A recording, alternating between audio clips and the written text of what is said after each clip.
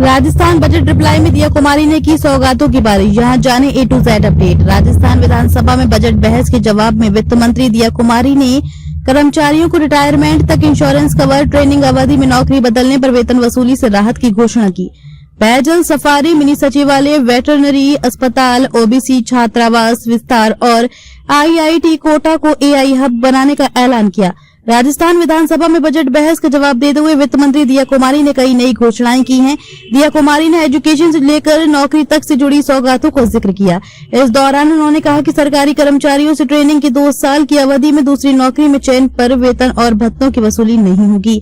साथ ही कर्मचारियों को रिटायरमेंट तक इंश्योरेंस कवर मिलेगा।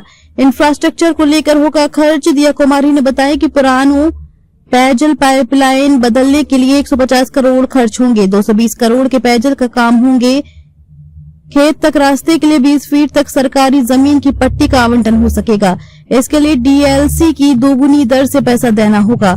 रास्तों और खातेदारी जमीन के बीच में सरकारी भूमि होने पर अप्रोच रोड उपलब्ध नहीं हो पाता।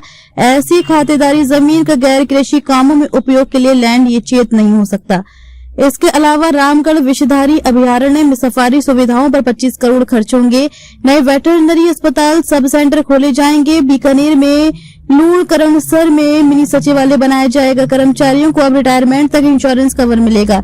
दिया कुमारी ने कहा कि वर्तमान में राज्य कर्मचारी जिस साल रिटायर होते हैं उस साल 1 अप्रैल को ही उनकी स्टेट इंश्योरेंस पॉलिसी मैच्योर हो जाती है। इससे कर्मचारी रिटायरमेंट की तारीख तक इंश्योरेंस कवर से वंचित रहता है।